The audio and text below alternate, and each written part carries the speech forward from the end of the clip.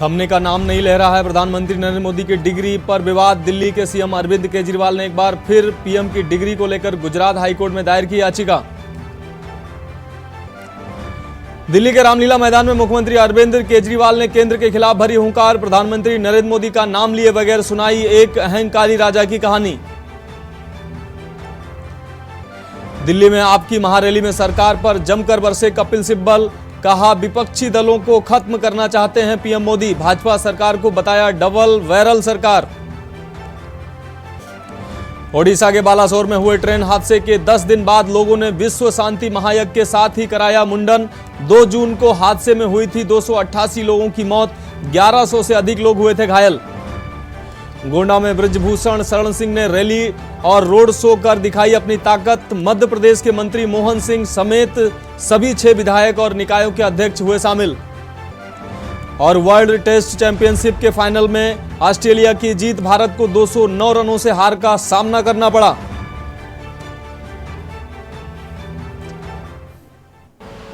आप देख रहे हैं के न्यूज, खबरों का सारथी। नमस्कार, देश की बात में आपका स्वागत है। मैं हूं आपके साथ मनोज मानस। रुक करेंगे खबरों का। खबर दिल्ली से है। कांग्रेस के पूर्व विधायक देवेंद्र यादव ने लगाई है चौपाल, और इस बीच इस खबर को आपको दिखाएंगे। इस बीच बेंगलुरु से बड़ी खबर आ रही है। बेंगलुरु से बड़ी और अहम खबर। कर्नाटक राज्य सरकार ने विधान सभा का किया है उद्घाटन। सभी महिलाओं को सिटी और गांव की बसों में मुफ्त यात्रा की सुविधा देगी। तो कार्यक्रम का उद्घाटन किया गया है। बेंगलुरु में सखी योजना का उद्घाटन किया है। बेंगलुरु से इस वक्त की अहम खबर आपको दिखा रहे हैं। कर्नाटक राज्य सरकार ने विधान सुधा का किया है उद्घाटन। विधान सुधा ये एक योजना है जिसके तहत सभी महिलाओं को सिटी और गांव की बसों में मुफ्त यात्रा कराई जाएगी। कार्यक्रम का उद्घाटन मुख्यमंत्री सिद्धरमैया के द्वारा किया गया। बेंगलुरु में सखी योजना का उद्घाटन मुख्यमंत्री सिद्धरमैया के द्वारा किया गया। आपको बता दें, कर्नाटक राज्य सरकार ने विधान सुधा नाम की ये योजना चलाई है जिसके तहत महिलाओं को सिटी और गांव की बसों में मुफ्त यात्रा की सुविधा दी जाएगी। कार्यक्रम का उद्घाटन मुख्यमंत्री सिद्धरमैया के द्वारा किया गया।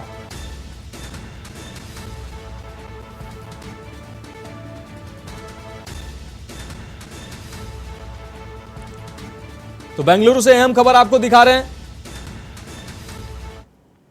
देश की बात में अब बात करेंगे अगली खबर की। खबर दिल्ली से है। कांग्रेस के पूर्व विधायक देवेंद्र यादव ने लगाई है चौपाल।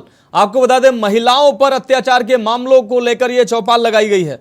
महिलाओं पर अत्याचार के मामले बढ़ रहे हैं। देवेंद्र यादव का यह कहना है, वारदात के समय हम मुंह फेर लेते हैं। तो पूर्व विधायक ने यह चौपाल लगाई है जिसके माध्यम से महिला सुरक्षा की बात की गई है। ऐसे केस रिपोर्ट हुए जिसमें महिला के साथ अत्याचार हो रहा था। तो दिल्ली से इस वक्त की अहम खबर आपको दिखा रहे हैं। 2021 में आते आते वो 13,000 हो गए। पूर्व विधायक ने चौपाल के माध्यम से महिला सुरक्षा की बात की है। 40% की। अब बात अगली खबर की। तुर्कमान गेट के इस रेन बसेरे में खड़े इन पीड़ितों का आरोप है कि उन्हें पिछले काफी लंबे अरसे से कलीम नाम के एक शख्स प्रलोभन देकर धर्म परिवर्तन की कोशिश करा रहा था। कोशिश में इन्हें लगा कि आरोपी मजाक कर रहा है, लेकिन लगातार जब अलग अलग वीडियो दिखाकर जबरदस्ती धर्म बदलने की बात करने लगा तो इन्हें समझ आया। फिर जब इन लोगों ने उससे दूरी बनाने की कोशिश की तो इनके खिलाफ मारने पीटने की झूठी शिकायत करना शुरू कर दिया। पीड़ितों ने भी इसकी शिकायत पुलिस में की, लेकिन कोई पुख्ता सबूत न होने के कारण मामला रफा दफा हो जाता था। लेकिन कलीम फिर भी इनके पीछे लग जाता और नौकरी और विदेशी फंडिंग का लालच देकर इनको लालच दिया जाता कि धर्म परिवर्तन कर लें। लालच देने की कोशिश करने लगा और इस बार वो पकड़ा गया। पीड़ितों के अनुसार कलीम अभी तक दिल्ली गेट रेन बसेरा के केयर टेकर संदीप सागर को पिछले 4 सालों से परेशान कर रहा था। उसने आरोपी से तंग आकर अपना ट्रांसफर तुर्कमान गेट करा लिया और वहां दूसरे साथियों से चर्चा की तो विक्की और सुजीत भी उसके शिकार होने की बात करने लगे। उसके बाद तीनों लगातार पुलिस से शिकायत कर रहे थे जिसके बाद आरोपी कलीम पकड़ा गया।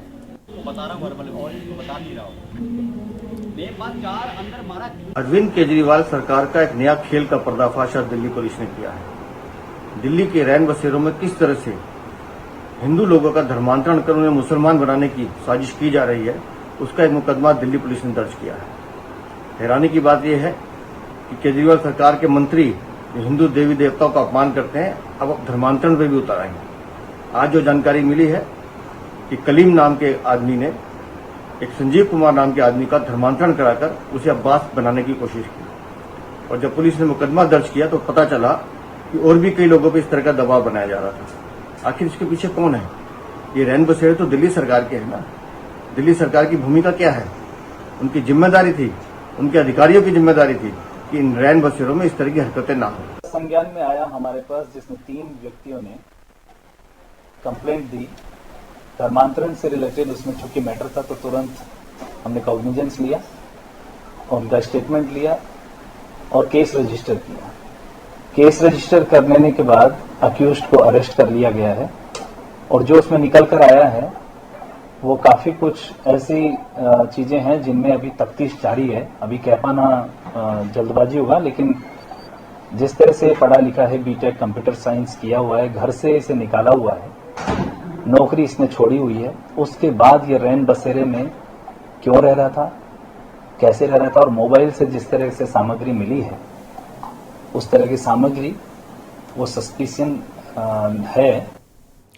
देश की बात में बात करेंगे अगली अहम खबर की। लव जिहाद और धर्मांतरण, यह नाम अपने आप कभी ना कभी तो आपने सुने होंगे, और आजकल तो यह नाम काफी चर्चा में रहते हैं। आपको ताजा मामला बताएं जो कि दिल्ली के मंगोलपुरी से सामने आया है, जहां रवि नामक व्यक्ति ने अपनी पत्नी पर आरोप लगाया है कि वह मुझे धर्म परिवर्तन कराना चाहती है।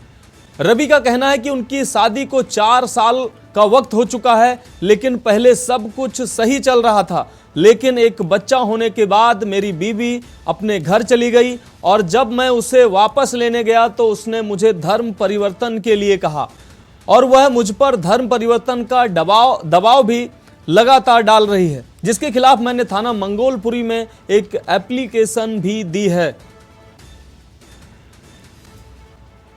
मेरी 2018 में शादी हुई थी। जब तक मेरा 4-5 साल हो गए शादी को, जब तक बिल्कुल सही चल रहा था। मेरा बच्चा हुआ, 3 साल का बच्चा हो गया है, तो ये मेरी वाइफ 4 महीने से अपने मायके चली गई, घर चली गई है। अब मैं उसको लेने जाता हूँ तो वो ये कहती है धर्म पर, मतलब मुस्लिम बनाना चाहती है मेरे को, मेरे बेटे को। कहती है कि घर जमाई बन के रहो, अपना घर बार छोड़ दो, और मतलब यही कहती है कि मुस्लिम बन जाओ, नहीं तो मेरे मतलब हम गांव देहात में मैं अपने मतलब रिश्तेदारों में जा नहीं पा रही हूँ, इसलिए मुसलमान बन जाओ, सब कुछ ठीक हो जाएगा, ये बोले।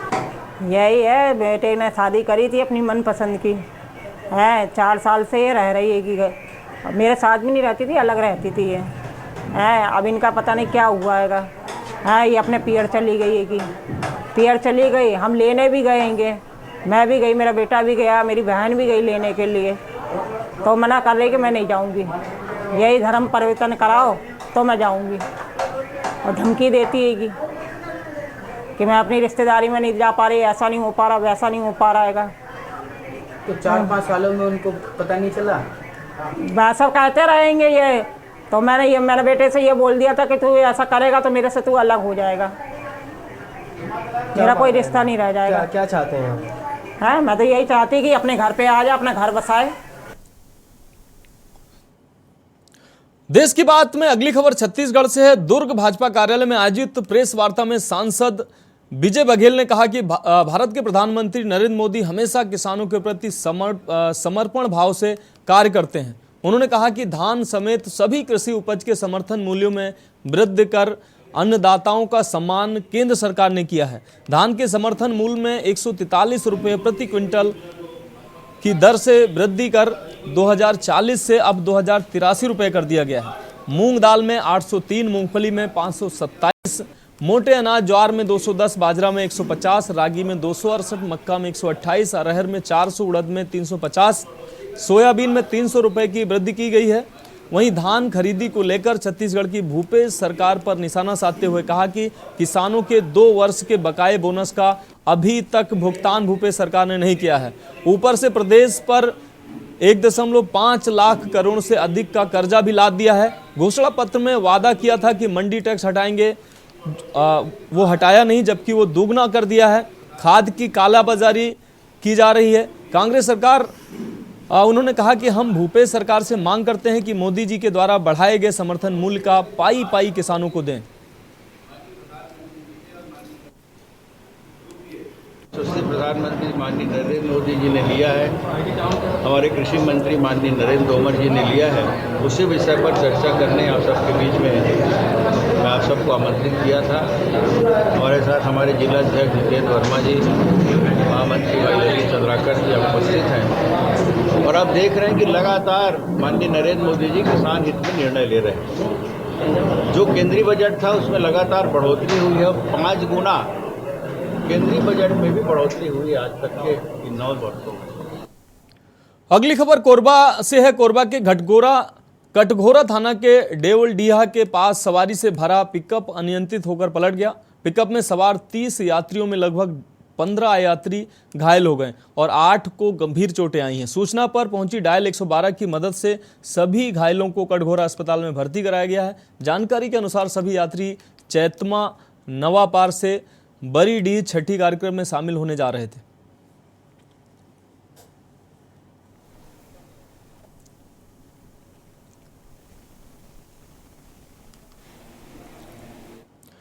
देश की बात में अगली खबर महाराष्ट्र से है। आज राज्य की सबसे बड़ी बैलगाड़ी दौड़ पुणे जिले के ग्रामीण क्षेत्रों में इंदापुर के पास शाह गांव में हुई।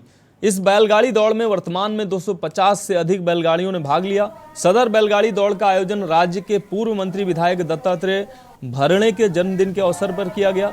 दौड़ में प्रदेश और देश की नामी बैल जोड़ियों ने भाग लिया। जब यह बैलगाड़ी दौड़ चल रही थी तभी एक व्यक्ति जो कि दौड़ देख रहा था बैलगाड़ी की चपेट में आ गया और उक्त व्यक्ति गंभीर रूप से घायल हो गया। घायल व्यक्ति का इलाज इंदापुर के उप जिला चिकित्सालय में चल रहा है।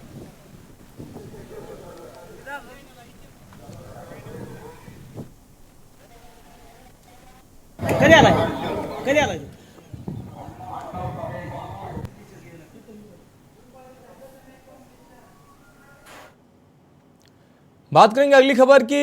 उदगीर निर्वाचन क्षेत्र के कटतुल्य में थिरू नदी पर 20 किलोमीटर के प्रोजेक्ट के लिए ठाकरे सरकार के महाविकास अघाड़ी ने 116 करोड़ 36 लाख की धनराशि में भ्रष्टाचार के खिलाफ याचिका दायर की है। इसके लिए भूमि का अधिग्रहण भी किया गया है, जिसके लिए जल प्रमाण पत्र भी उपलब्ध नहीं है। ऐसे में बजट बनाकर जो काम चल रहा था उसे किस तरीके से करना है, दोषी अधिकारी जनप्रतिनिधि के खिलाफ उचित कार्रवाई की जाए, याचिकाकर्ता की ऐसी मांग है।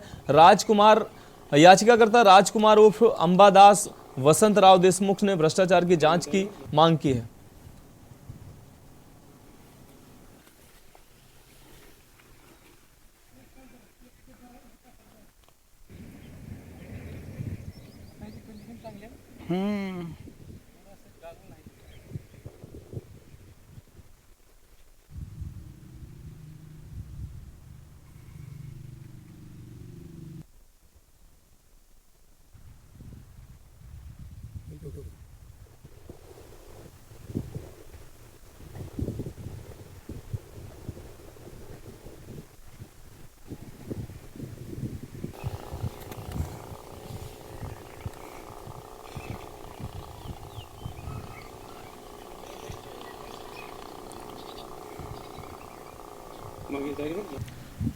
देश की बात में अगली खबर राजस्थान से है। राजस्थान के जयपुर से यह खबर है। नगर निगम जयपुर हेरिटेज आयुक्त राजेंद्र सिंह शेखावत ने अधिकारियों को निर्देश दिए हैं कि वह राजस्व में बढ़ोतरी हेतु नगरीय विकास कर, विज्ञापन शुल्क व लीज राशि ज्यादा से ज्यादा मात्रा में वसूलें ताकि निगम के अधीन संचालित कार्य जन अपेक्षाओं के अनुरूप सुचारू रूप से पूर्ण हो सकें।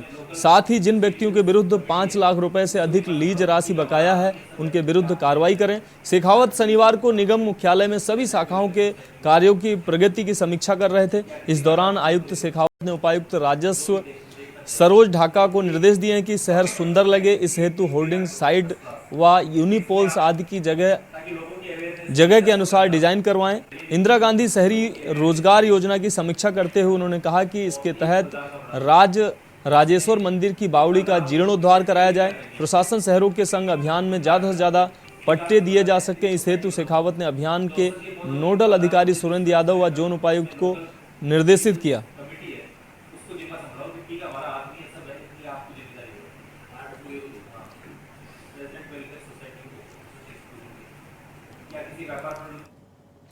देश की बात में अगली खबर मध्य प्रदेश के भिंड से है। शादी समारोह में मारपीट के बाद फायरिंग की खबर आ रही है। आपको बता दें, घर में घुसकर महिलाओं के साथ मारपीट की गई है। विरोध करने पर दूल्हे के भाई ने गोली चलाई है। पैर में गोली लगने से पड़ोसी के घायल होने की खबर आ रही है। आपको बता दें, घायल पड़ोसी के दरवाजे शराब पीने पर यह विवाद हुआ है। मारपीट में एक महिला भी घायल हुई है, जबकि दोनों को अस्पताल में भर्ती कराया गया है। आपको बता दें, मारपीट का वीडियो वायरल हो रहा है। देर रात की घटना है। अटेर थाना क्षेत्र के पारा गांव की यह घटना बताई जा रही है।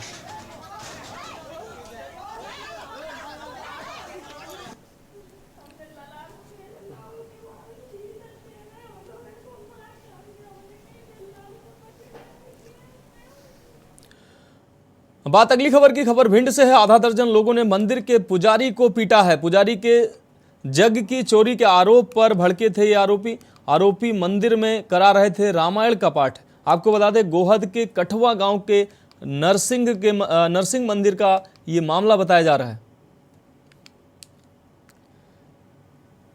तो भिंड से ये खबर आपको दिखा रहे हैं। तस्वीरों में साफ तौर से आप देख पा रहे हैं, पुजारी को पीटा गया है। पुजारी पर जग की चोरी का आरोप था, जिसको लेकर लोग भड़के थे और आरोपी को मंदिर में और पीटने वाले आरोपी ये मंदिर में रामायण का पाठ करा रहे थे। इसी दौरान उन्होंने पुजारी की पिटाई कर दी। गोहद के कठवा गांव के नरसिंह मंदिर की ये घटना बताई जा रही है।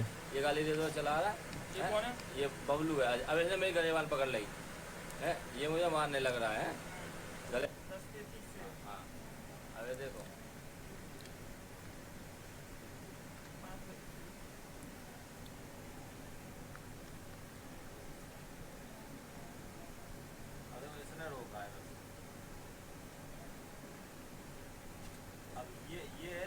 ये कौन है?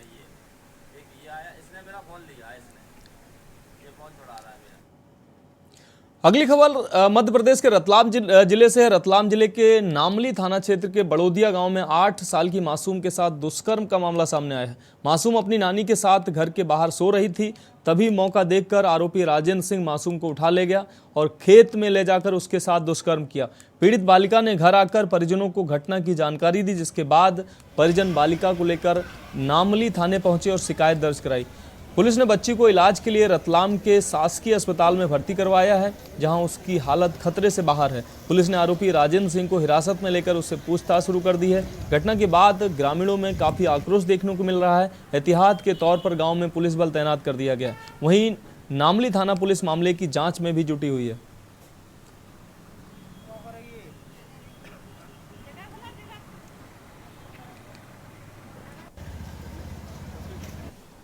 उसमें जो कार्रवाई हुई है, इसमें बच्ची के साथ जो घटना कारित हुई है, इस संबंध में बच्ची ने बताया है और इसमें प्रकरण पंजीबद्ध किया जा गया और पंजीबद्ध करने के उपरांत जो आरोपी है ग्राम बड़ोदिया का है, जो बच्ची को उठा के ले गया था और उसके साथ में गलत कार्य किया है, उसे राउंड अप कर लिया गया है।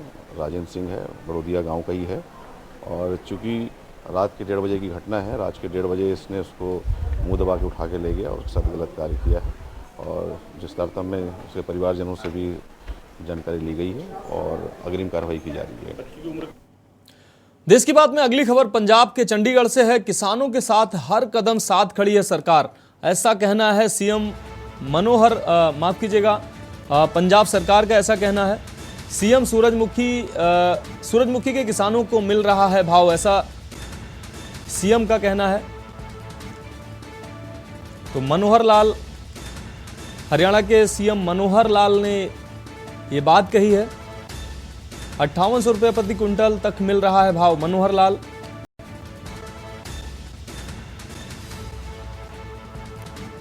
तो पंजाब में महज 3500 से 4200 रुपये ले पा रहे हैं किसान।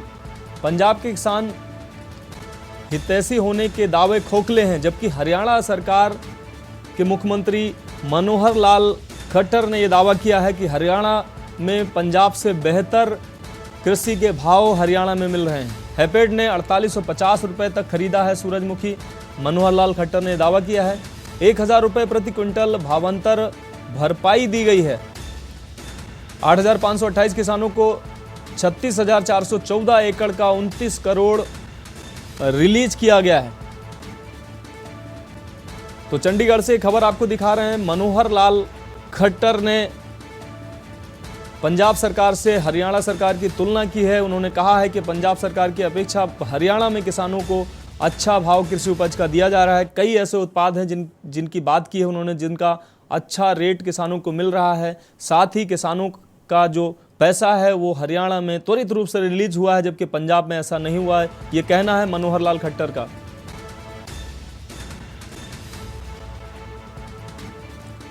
तो सूरजमुखी किसानों को अच्छा भाव मिल रहा है। मनोहर लाल खट्टर ने कहा है 5800 रुपये प्रति क्विंटल तक मिल रहा है भाव, जबकि पंजाब में इतना भाव नहीं मिल रहा है। पंजाब में महज 3500 से 4200 रुपये ही किसानों को मिल रहा है। बात करेंगे अगली खबर की। पलवल से अगली खबर, पलवल हुड्डा से सिटी सेंटर 2 स्थित अपने निवास स्थान पर पलवल विधायक दीपक मंगला द्वारा खुला जनता दरबार लगाया गया। जनता दरबार में बड़ी संख्या में लोग अपनी समस्याओं को लेकर पहुंचे। तो पलवल से एक खबर दिखा रहे हैं आपको, जहां विधायक दीपक मंगला ने सभी लोगों को समय देते हुए समस्याओं को सुना है और उनके निवारण के लिए अधिकारियों को तुरंत फोन किए हैं। साथ ही लोगों की परेशानियों को नोट कर सुलझाने की बात भी कही है। मंगला के निवास स्थान पर सुबह 6 बजे से ही बड़ी संख्या में लोग जुटने शुरू हो गए। विधायक दीपक मंगला के निवास स्थान पर इस तरह से भारी भीड़ को देखते हुए साफ तौर पर जाहिर होता है कि वह पलवल क्षेत्र के लोगों के जनप्रिय नेता हैं। दीपक मंगला ने कहा कि प्रशासनिक अधिकारी कई बार लोगों को अपने काम के लिए कार्यालय के चक्कर कटवाते रहते हैं। ऐसे में लापरवाह अधिकारियों को किसी सूरत में बख्शा नहीं जाएगा।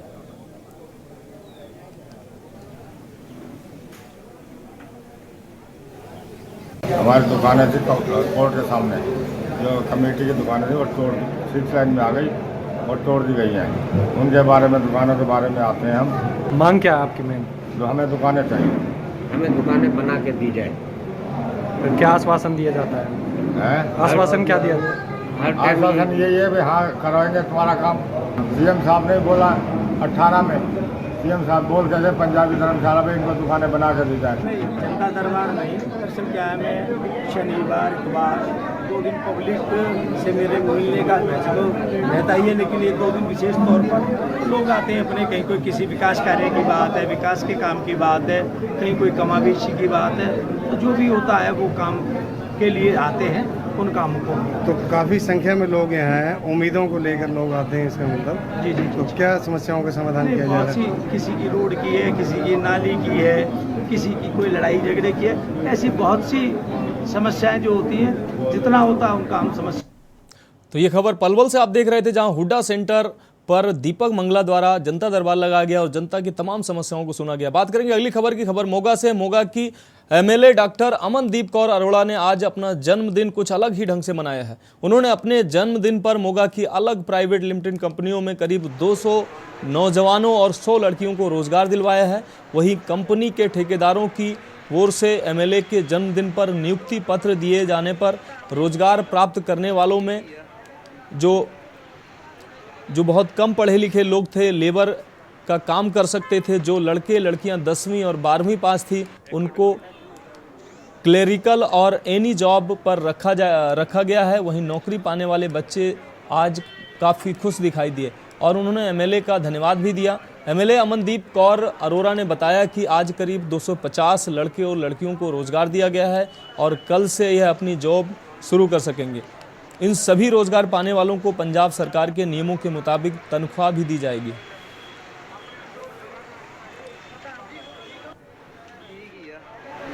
जी सत श्री अकाल जी। सब तो पहला तो मेरे जन्मदिन ते मैनूं विशेस भेजण वाले और देण वाले इत्थे आके सारे मेरे वीर भैणां दा मैं तह दिलों धन्नवाद करदी हां।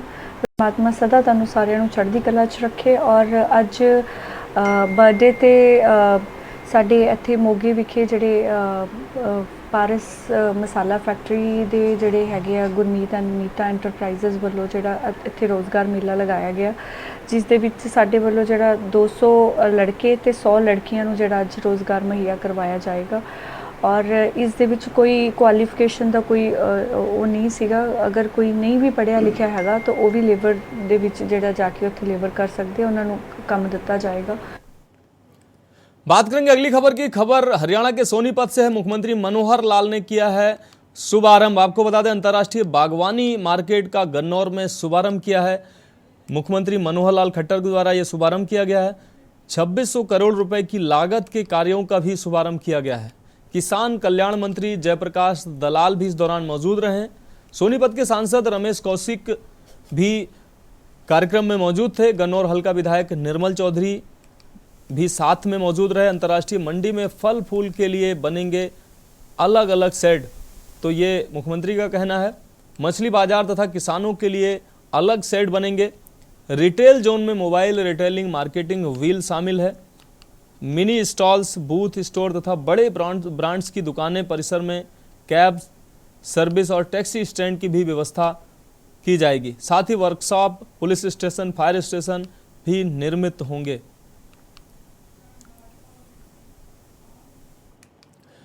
बात करेंगे अगली खबर की। खबर फतेहाबाद से है। भाजपा प्रदेश प्रभारी विप्लव देव कुमार ने कहा कि प्रधानमंत्री नरेंद्र मोदी ने 9 साल में देश को बहुत कुछ दिया है। मोदी हमारी मजबूरी है, हम मोदी की मजबूरी नहीं। इसलिए मोदी को खोने का डर हर देशवासी के दिल में होना चाहिए।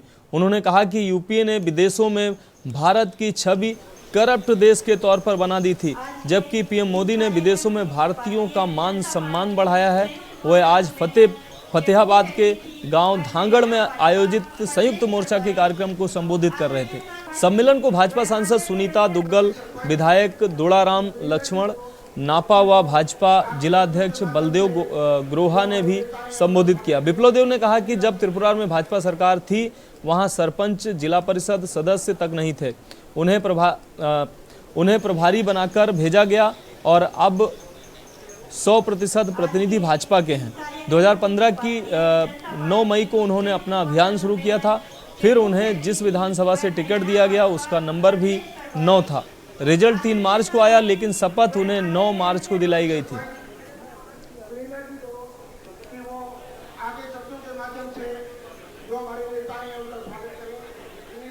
संयुक्त मोर्चा का जो कार्यक्रम है, इसमें मैं बैठ के ही बोलता हूँ, किंतु मेरे सामने वो रखा हुआ है माइक्रोफोन, तो मैं देख रहा था तब से ये जो कोना है, मैं उधर बैठ के बोलूँगा तो मेरे ये सब कार्यकर्ता मुझे दिखेगा नहीं, तो इसलिए हर कोने में भाजपा को पहुंचाना है, मेरा काम है।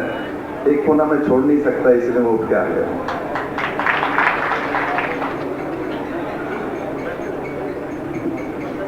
मेरे मित्रों, ये संयुक्त मोर्चा का कार्यक्रम जो कि 30 मई से और 30 जून तक हमने जो 13 कार्यक्रम रखा है, उसके तहत पूरे देश भर माननीय प्रधानमंत्री जी की कार्यकाल 9 साल पूरा हुई है और उस 9 साल पूरा जो हुआ है उसके तहत ये कार्यक्रम की रचना की है। अगली खबर सिरसा से है, जहां पंजाब क्षेत्र से हर 2000 क्यूसेक पानी घग्गर नदी के माध्यम से O2 हेड में पहुंच रहा है।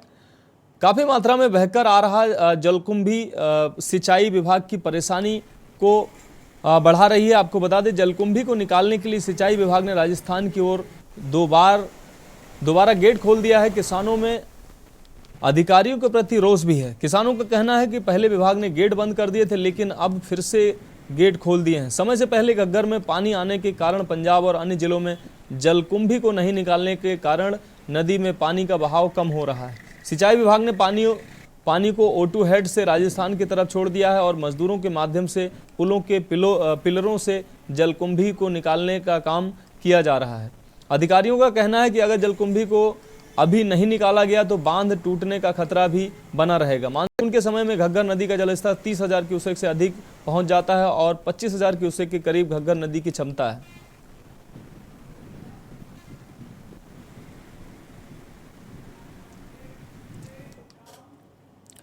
देश की बात में वक्त है एक ब्रेक का। ब्रेक के बाद जल्द हाजिर होंगे कुछ अहम खबरों के साथ।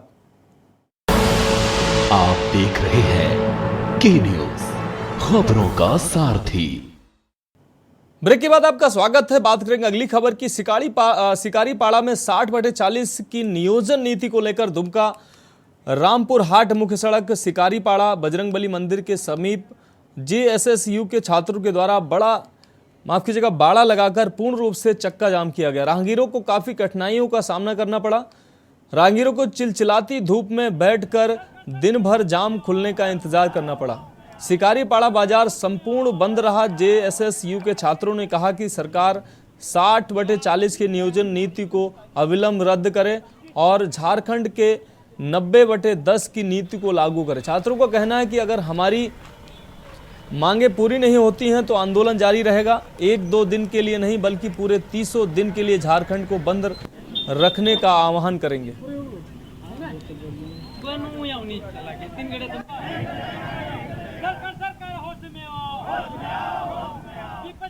हम लोग का मांग यही है कि हम लोग बार बार सड़क पर उतर रहे हैं और सरकार हमारी मांग पर कोई अमल नहीं कर रही है। हमारी मांग यही है कि 60/40 नीति जो सरकार बनाई है वो पुनः उसको तुरंत वो वापस करें और झारखंड में 90/10 का नीति लागू करें।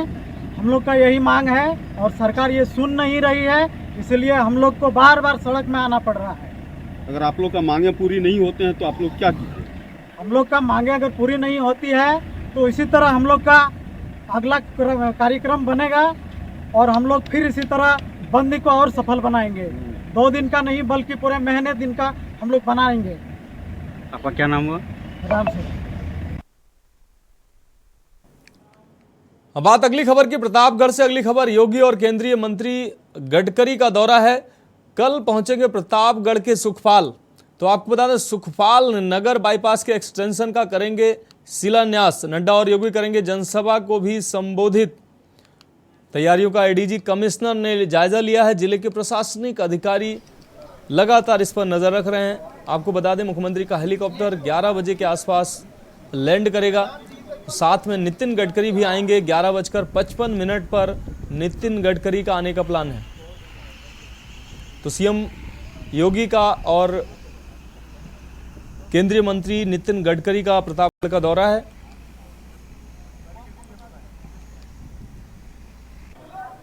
तो दौरे के लिए अहम तैयारियां की जा रही हैं। तमाम अधिकारी और कार्यकर्ता उन अधिकारियों को अंतिम चरण देने में जुटे हुए हैं।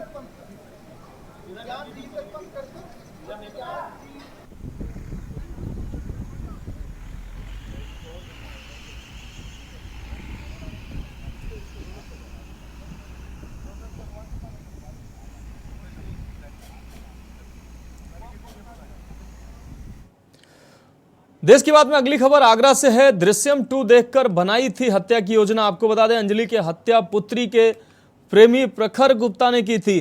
प्रखर गुप्ता और साथी सीलू के द्वारा सीलू को गिरफ्तार किया गया है। चाकू के ऊपर गमछा लपेट कर की गई थी हत्या। आपको बता दें उंगलियों के निशान न बन सके इसलिए चाकू के पिछले हिस्से पर अंगोछे लपेट कर यह हत्या को अंजाम दिया गया था। अंजलि की हत्या पुत्री के मित्र प्रखर गुप्ता के द्वारा की गई थी। प्रखर गुप्ता और साथी सीलू को गिरफ्तार किया गया है। चाकू के ऊपर गमछा लपेटकर यह हत्या की गई थी। आगरा से इस वक्त की अहम खबर आपको दिखा रहे हैं।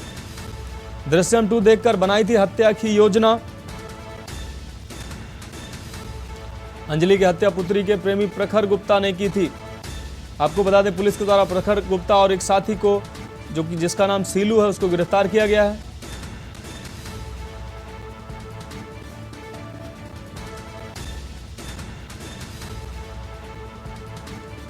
तो दृश्यम 2 फिल्म देखकर ये हत्याकांड को अंजाम दिया गया। अंजलि की प्रेमी प्रखर गुप्ता ने इस घटना को अंजाम दिया। साथ में सीलू नाम का साथी था वो भी इसमें सहयोगी था। इन दोनों को गिरफ्तार किया गया है।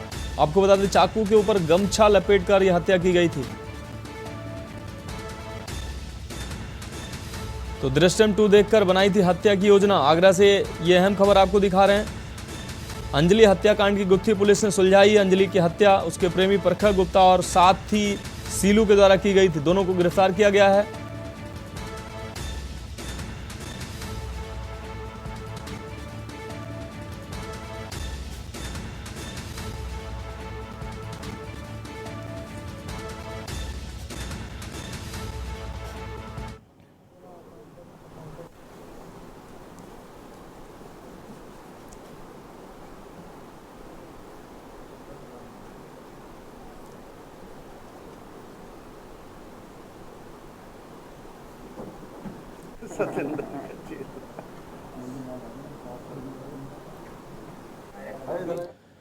देश की बात में अगली खबर बागपत से दबंगों ने युवक को बंधक बनाकर पीटा है। पिटाई से युवक बेहोश हो गया है। मारपीट का वीडियो वायरल हो रहा है। शिकायत के बाद भी पुलिस ने कार्रवाई नहीं की है। तो यह अहम खबर आपको दिखा रहे हैं। सिंघावली अहीर थाने के डोला गांव का यह मामला बताया जा रहा है। फैयाज को 4 युवकों ने फोन कर बुलाया था, जिसके बाद आरोपियों पर युवक के कुछ पैसे बकाया थे, तो बंधक बनाकर चारों युवकों ने बेरहमी से पीटा है। स्थानीय लोगों के आने के बाद युवक की जान बच सकी। तो बागपत से अहम खबर आपको दिखा रहे हैं।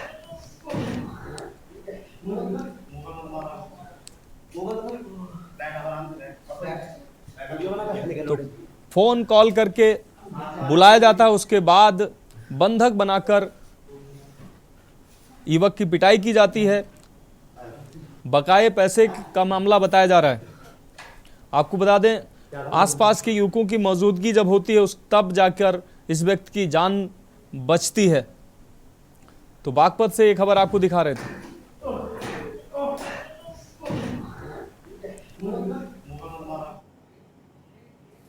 अगली खबर उधम सिंह नगर से। उधम सिंह नगर पुलिस ने कॉल सेंटर की आड़ में चल रहे साइबर ठगी करने वाले गिरोह के सरगना को गिरफ्तार किया है। आरोपी अभी तक लोगों को करोड़ों रुपए का चूना लगा चुके हैं।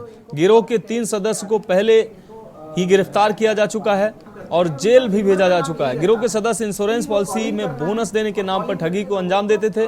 दिल्ली में कॉल सेंटर की आड़ में साइबर क्राइम की वारदातों को अंजाम दिया जा रहा था।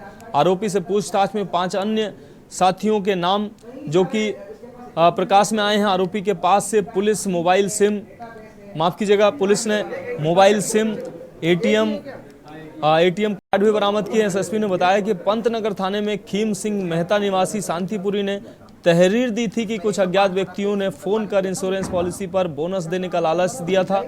साइबर ठगों के झांसे में आकर करीब 6,43,000 रुपए की चपत लगी थी। पुलिस ने मुकदमा दर्ज करते हुए मामले की जांच शुरू की थी। मामले के खुलासे और आरोपियों तक पहुंचने के लिए पुलिस की 6 टीमों का गठन किया गया। मामले में 5 आरोपी आरसी खान, मनोज राहुल, प्रवेश चौहान और चंदन कुमार झा फरार हैं। गिरफ्तारी के लिए पुलिस लगातार दबिश दे रही है।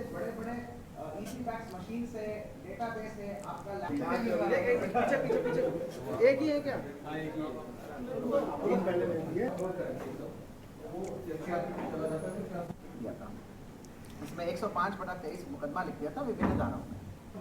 हमारा विजय, लोकेश और राहुल तो जो ऑनलाइन द्वारा एक हमें तहरीर देते हैं कि 6.5 लाख रुपए का ठगी हुई है उसके साथ इंश्योरेंस को बढ़ाना और एक्सटेंड करने के नाम पे, तो बोनस के नाम पे। तो उसको हमने व्यवस्थित रूप से इन्वेस्टिगेट किया। तो जिन सिम द्वारा, जिन कॉलर्स द्वारा इनको फ़ोन करके लुभाया गया, उनको तो 5 जून को पकड़ के हमने जेल भेज दिया था। वो दिल्ली से अरेस्ट हुए थे। उनकी पूछताछ में हैरान करने वाली चीज़ें आ गई कि इनकी तो बहुत बड़ी गैंग है जो दिल्ली में नजफगढ़ में बड़ा से कॉल सेंटर संभालते हैं। उस कॉल सेंटर में ऐसा कई सारे लोगों के साथ यह चीज़ करते हैं ये लोग, और इनको शेयरिंग मिलता है। तो ये सब हैरतन करने वाली चीज़ जब हमारे सामने आई तो हमने बड़ी टीम बना के फिर से भेजा। तो जब फिर से भेजा तो वहाँ पे नजफगढ़ में ये जो कॉल सेंटर चलाता था, ये सरगना पे भी हमने अरेस्ट किया। उसका नाम है सलीम। बाद अगली खबर की खबर जालौन से है। यहाँ प्रशासन के आला अधिकारियों ने भारी पुलिस बल की मौजूदगी में अवैध अतिक्रमण के खिलाफ बुलडोजर चलाकर कब्जों को ध्वस्त कराया है। सब्जी मंडी और स्थानीय क्षेत्रों में अवैध रूप से बने कब्जों को खाली कराया गया है और दोबारा कब्जे करने पर सख्त कानूनी कार्रवाई की भी चेतावनी जारी की गई है। अधिकारियों ने बताया कि अवैध कब्जों के निर्माण से कई तरह की समस्याओं का सामना करना पड़ रहा था अवैध कब्जों को चिन्हित कर ध्वस्तीकरण की कार्रवाई की बात की गई है।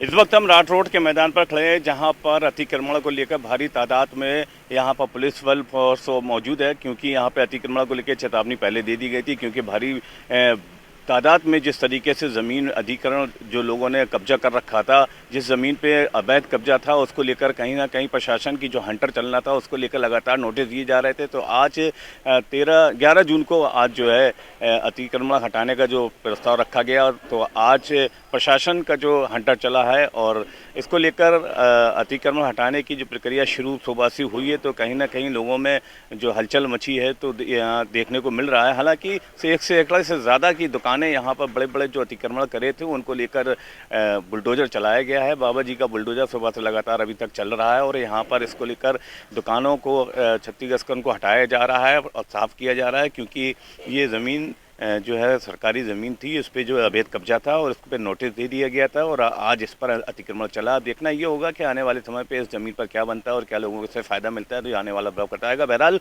जो यहाँ पर अवैध कब्जा करे तो उसको हटाया गया, और क्योंकि ज़िले का सबसे बड़ी ज़मीन जो कब्जे में थी उसको आज खाली किया गया है। कैमरा पर्सन मनीष पांडे के साथ माजिद अरमान के अनुचालन। देश की बात में अगली खबर इटावा से है। इकदिल थाना पुलिस ने महिला से लूट की वारदात को अंजाम देने वाले एक अभियुक्त को गिरफ्तार किया है। आरोपी के पास से लूट की चैन, अवैध असलहे, बाइक बरामद की गई है। वरिष्ठ पुलिस अधीक्षक संजय कुमार वर्मा ने बताया कि 1 महीने पहले विकास कॉलोनी निवासी कल्पना देवी ने थाना इकदिल पुलिस में शिकायत दर्ज कराई थी कि ज्वेलरी दुकान से वापसी के समय बाइक पर सवार 2 बदमाशों ने चैन खींचकर हाईवे की तरफ फरार हो गए हैं। पुलिस ने चेकिंग अभियान के दौरान आरोपी को गिरफ्तार किया। उन्होंने बताया कि आरोपी पुलिस चेकिंग देखकर बाइक छोड़कर फरार होने की कोशिश में थे। आरोपियों की घेराबंदी कर उनको गिरफ्तार किया गया।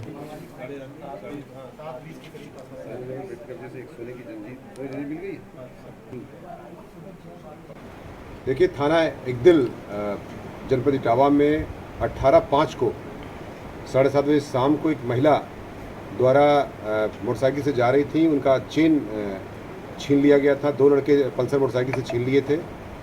पुलिस की टीम सर्विलांस एसओजी और थाना इकदिल की टीम सीओसिटी एसपीसिटी इस काम में तब से लगे हुए थे और बराबर मेहनत मशक्कत करते हुए हमारी पुलिस ने आज सफलता प्राप्त किया है उसमें।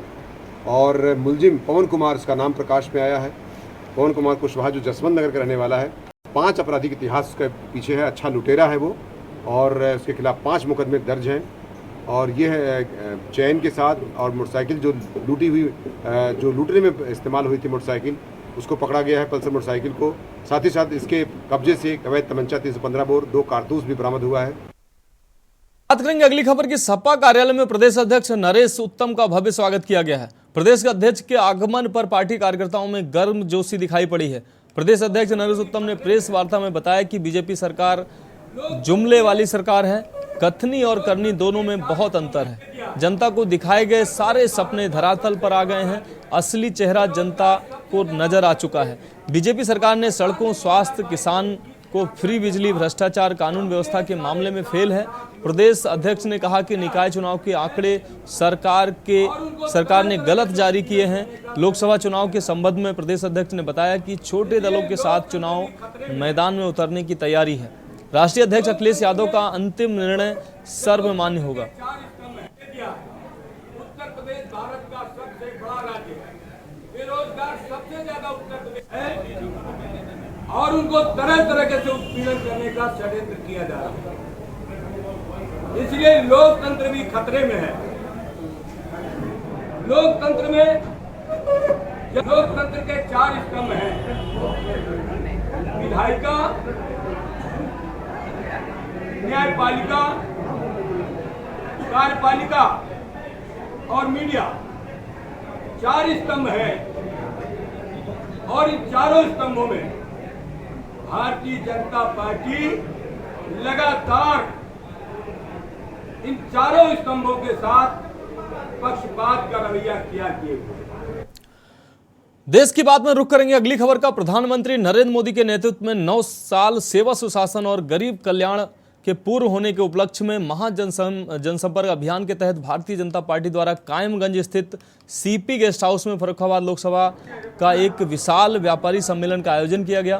व्यापारी सम्मेलन के दौरान मुख्य अतिथि के रूप में मौजूद राज्य मंत्री दर्जा प्राप्त व्यापारी कल्याण बोर्ड के चेयरमैन रविकांत गर्ग, उत्तर प्रदेश सरकार के लोक निर्माण विभाग मंत्री जितिन प्रसाद, विशिष्ट अतिथि फर्रुखाबाद के सांसद मुकेश राजपूत, कायमगंज के विधायक डॉक्टर सुरभि गंगवार, अलीगंज के विधायक सत्यपाल सिंह राठौर, जिला पंचायत अध्यक्ष मोनिका यादव, पूर्व कैबिनेट मंत्री चौधरी अवधपाल सिंह यादव, जलालाबाद के विधायक हरि प्रकाश वर्मा, भाजपा जिला अध्यक्ष रूपेश गुप्ता, पूर्व विधायक कुलदीप गंगवार, अखिल भारतीय क्षत्रिय महासभा के राष्ट्रीय उपाध्यक्ष वरिष्ठ भाजपा नेता ठाकुर वीरेंद्र सिंह राठौर, डॉक्टर रजनी सरीन का व्यापारी सम्मेलन के आयोजक राज्य महिला आयोग की पूर्व सदस्य डॉक्टर मिथिलेश अग्रवाल व उनके पति सीपी मिल्क फूड प्रोडक्ट्स ज्ञान डेयरी लखनऊ के चेयरमैन सत्यप्रकाश अग्रवाल द्वारा माल्यार्पण कर व साल ओढ़ाकर जोरदार स्वागत किया गया। और पिछले वर्ष भी मैंने आपके माध्यम से प्रयास किया था कि मेरा सभी मुख्य अतिथियों से अनुरोध है कि मैं हमारे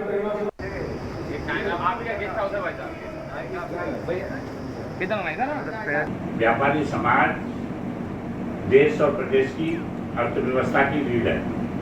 सर्वाधिक राजस्व प्रदान करने वाला यह समाज सामाजिक कार्यों में और देश के प्रति समर्पित भाव से कार्य करता है। समाज के जितने भी सामाजिक कार्य हैं, चाहे वो शिक्षा के क्षेत्र में हो, चाहे स्वास्थ्य के क्षेत्र में हो, चाहे सामाजिक स्तर पर हो, चाहे कोरोना का काल रहा हो, या किसी ने अपने को समर्पित किया है।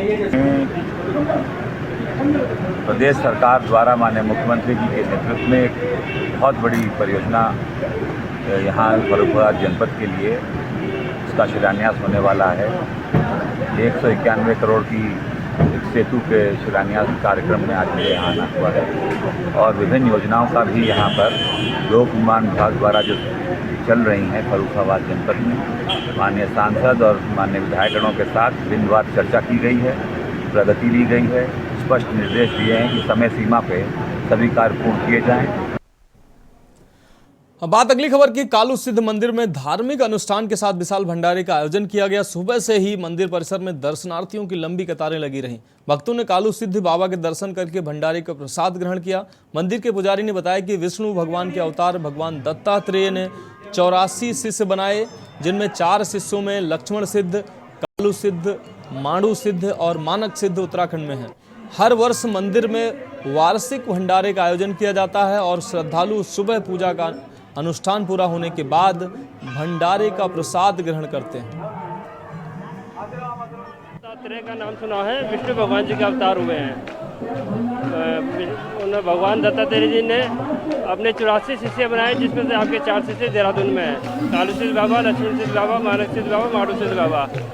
हर साल जून के दूसरे रविवार को श्री कालू सिद्ध बाबा जी के प्रांगण में वार्षिक भंडारा या वार्षिक उत्सव का आयोजन किया जाता है। इसमें बड़ी दूर दराज से दिल्ली, हरियाणा, पंजाब, उत्तराखंड, हर राज्य के लोग यहाँ पर बाबा श्री कालू सिद्ध बाबा जी पर माथा टेकने आते हैं। सभी क्षेत्रवासियों को बहुत बहुत बधाई है कि उन्होंने सुंदर आयोजन किया है और कालू सिद्ध भगवान का यहाँ पर हम वार्षिक रूप से हर बार यहाँ पर मान्यता है और उसके कारण यहाँ पर हमेशा अनुष्ठान होता है और आप देख भी रहे होंगे किस प्रकार से जनसमूह जन सैलाब यहाँ पर उमड़ा है। भगवान दत्तात्रेय ने समाज के हितों के लिए अपने 84 शिष्यों के निर्माण किया था। उनमें से 4 सिद्ध अपने देहरादून में हैं, इन्हें सिद्धों के नाम से जाना जाता है और उन 4 सिद्धों में से एक अपने कालू सिद्ध हैं, लक्ष्मण सिद्ध भी हैं, माणु सिद्ध, माणक सिद्ध हैं और एक कालू सिद्ध बाबा हमारे कालू वाला के क्षेत्रपाल जो यहाँ के मान्यता है यहाँ के लोगों की और इसलिए आज यहाँ पर यह आयोजन किया गया है।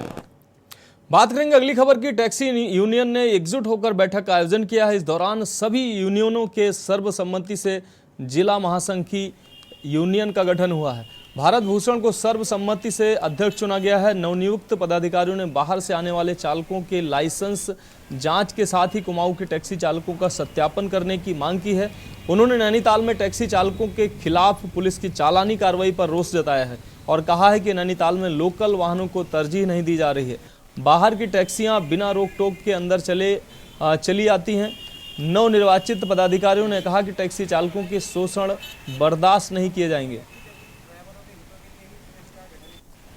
संघ टैक्सी यूनियन जिला नैनीताल का गठन किया गया है कि इससे सभी हमारी यूनियनें एकत्रित होकर एक और काम करेंगी, जिसमें कि टैक्सी चालकों को बहुत बिल्कुल निम्न नीचे स्तर पे देखा जा रहा है।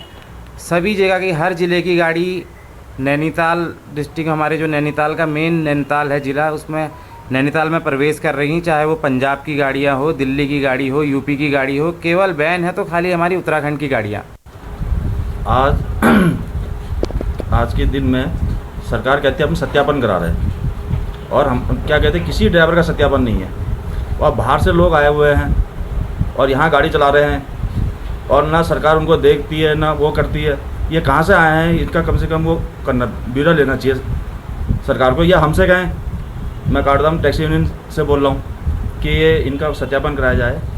मैं ये कहना चाहूँगा कि जो हमारी गाड़ियों का सत्यापन है, जो हमारी बाहरी राज्यों से गाड़ियाँ आ रही हैं, सबसे पहले तो सरकार से, प्रशासन से ये गुजारिश है कि उनको चेक किया जाए, क्योंकि हमारा जो ड्राइवर है हमारा उत्तराखंड का, उसके लिए तो हिल इंडोर्समेंट एक लाइसेंस में मोहर लगती है, वो ज़रूरी है। लेकिन जो हमारे दिल्ली हरियाणा से गाड़ियाँ आ रही हैं, उनके लिए कोई प्रोसीजर प्रशासन फॉलो नहीं करता है, ना उनके कभी लाइसेंस की चेकिंग हुई है आज तक, ना कुछ हुआ है। बात अगली खबर की। 2 दिवसीय उत्तरकाशी दौरे पर पहुंचे मुख्यमंत्री पुष्कर सिंह धामी ने रविवार को सीमांत विकासखंड भट्टवाड़ी के ग्राम सिरोर नेताला में प्रातःकाल भ्रमण किया। इस दौरान उन्होंने ग्रामवासियों से मुलाकात कर उनका कुशलक्षेम जाना। उन्होंने भागीरथी नदी से हो रहे कटाव के बारे में भी ग्रामवासियों से जानकारी ली। मुख्यमंत्री श्री पुष्कर धामी ने स्थानीय लोगों से सरकार की जन कल्याणकारी योजनाओं के संबंध में भी फीडबैक लिया। उन्होंने ग्राम सिरोर के खेतों में पावर बीडर से जुताई की। मुख्यमंत्री ने गांव क्षेत्र में मंडुए की खेती को बढ़ावा देने के मकसद से ग्राम सिरोर में लाइन सोइंग विधि से मंडुआ की बुआई की एवं महिलाओं को मंडुए के बीज भी वितरित किए। मुख्यमंत्री श्री पुष्कर सिंह धामी ने विभिन्न कृषि उपकरणों के बारे में जानकारी लेते हुए आधुनिक उपकरणों को किसानों को ज़्यादा से ज़्यादा वितरित किए जाने की बात कही। गंगा मैया से लगा हुआ गांव है और यहाँ पर बहुत जो हमारी प्राकृतिक खेती है, जैविक खेती है, उसका बहुत बड़ा स्कोप है, बहुत बड़ी संभावनाएं उसकी हैं। और लोग अब नए नए जो कृषि के क्षेत्र में नई तकनीक आई है, हमारे देश के यशस्वी प्रधानमंत्री मोदी जी ने जिस प्रकार से किसानों की आय दुगना करने के लिए और हर क्षेत्र में किसानों को आगे बढ़ाने के लिए और वर्ष 2023 को संयुक्त राष्ट्र संघ ने इस प्रकार आदरणीय प्रधानमंत्री मोदी जी के आह्वान पर इसको मिलेट वर्ष घोषित किया है। तो मिलेट की खेती को भी लगातार यहाँ पर काफ़ी प्रोत्साहन मिल रहा है। लोग मिलेट को उगा रहे हैं, मिलेट की खेती की तरफ जा रहे हैं और हमने भी मिलेट मिशन राज्य के अंदर बनाने का संकल्प लिया है, जिससे कि जो भी लोग मड़वा है, चिंगोरा है, चौलाई है, रामदाना है, ऐसे जो भी हमारे यहाँ के होने वाले मोटे अनाज हैं, श्री अन्न हैं, उन श्री अन्नों को एक प्लेटफॉर्म पर लाकर उनको बाज़ार उपलब्ध हो, उनके विपणन की व्यवस्था हो और जो MSP है MSP के तहत इसको खरीदा जाए। साथ में जो हमारा दिन का भोजन है, मिड डे मील और इन सब में, इसमें भी हमारे जो यहाँ के स्थानीय उत्पाद हैं श्री अन्न, उसको शामिल करने का हमने आगे का प्रस्ताव किया है। आगे हम इस दिशा में। देश की बात में अभी के लिए इतना ही। मुझे दीजिए इजाजत और आप देखते रहिए के न्यूज़ इंडिया।